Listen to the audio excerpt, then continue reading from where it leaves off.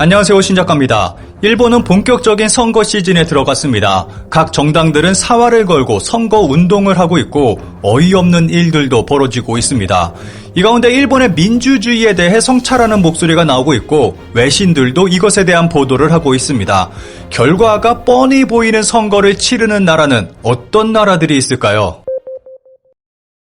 아소다로씨, 온난화 덕분에 홋카이도의 쌀이 잘됐다. 가두연설에서 자민당 아소다로 부총재가 지구온난화를 긍정하는 발언을 해 논란이 되고 있습니다.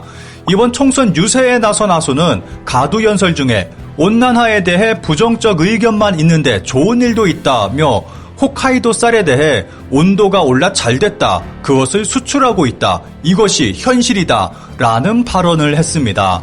그런데 한편에서는 지속적인 품종 개량과 농가의 노력 끝에 이루어진 것을 온난화 덕분으로만 이야기하고 있다며 비판하고 있습니다. 일본에서는 온난화는 단순히 기온 상승만이 아니라 생태 파괴, 환경 오염 등을 포함해 경제 전반에도 커다란 영향을 주고 있는데 바보 같은 발언이라는 비난의 목소리가 이어지고 있습니다.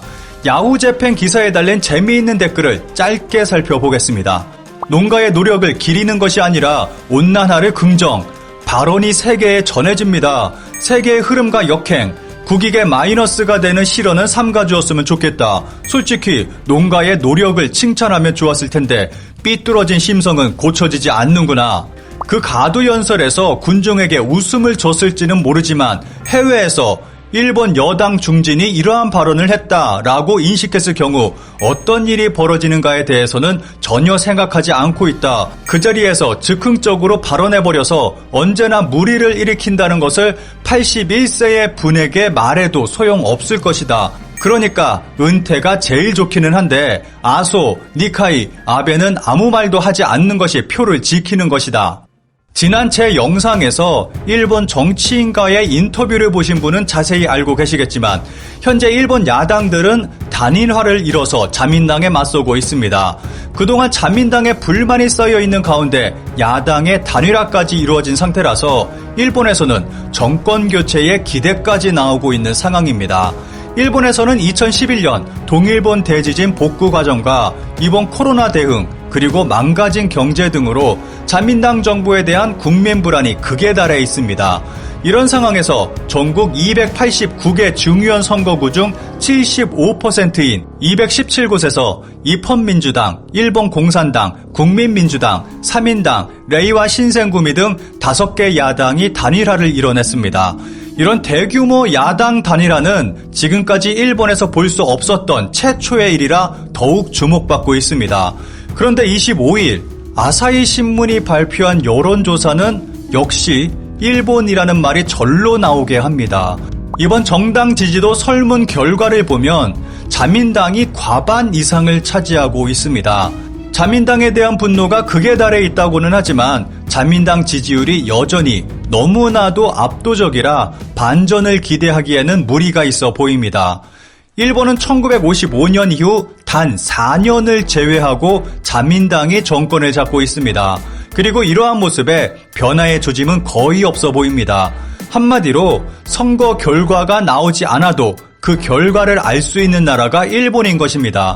이러한 기형적인 일본의 모습을 보고 뉴욕타임스는 지난 9월 말 왜 여당 내의 선거가 일본에서는 메인 이벤트가 되는가? 라는 제목의 기사를 통해서 결과가 보이는 선거를 치르는 나라의 예를 들어 러시아, 이란, 일본을 열거하고 있습니다.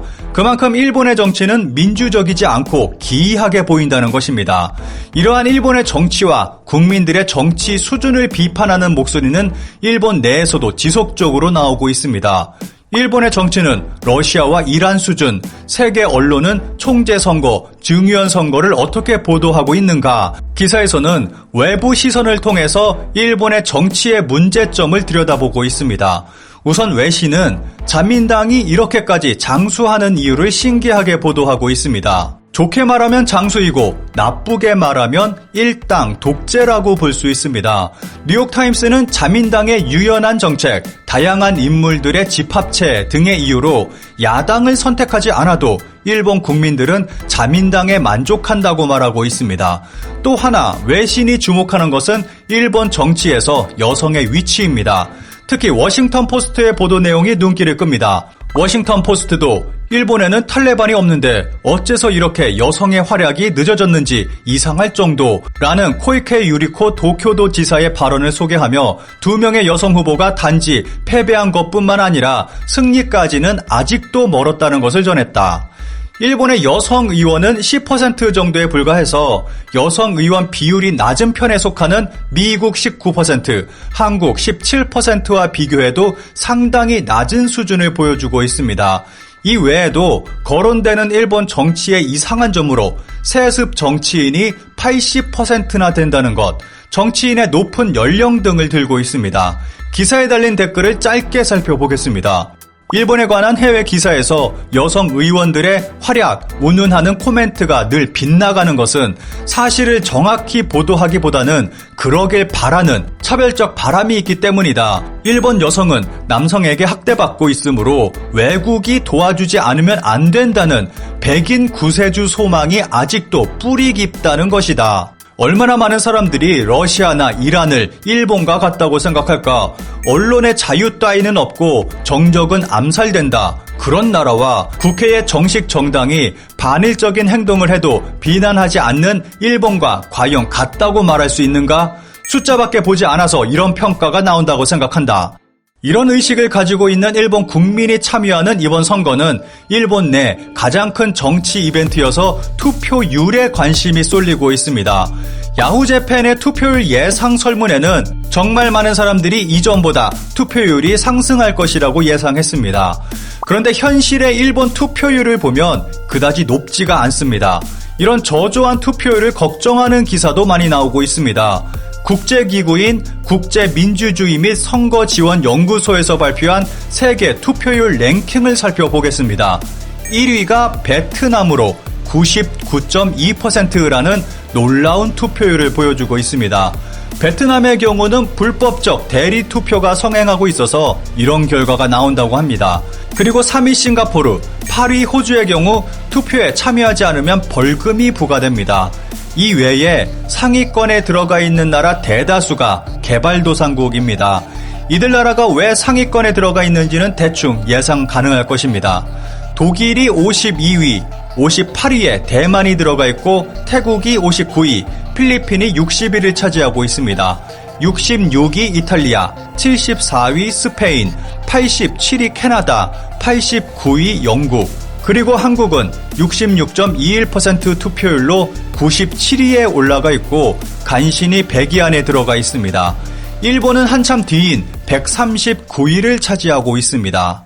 언제나 결과가 보이는 선거를 치르고 있는 일본은 이번에도 큰 이변이 없는 한 자민당의 승리로 끝나게 될 것입니다.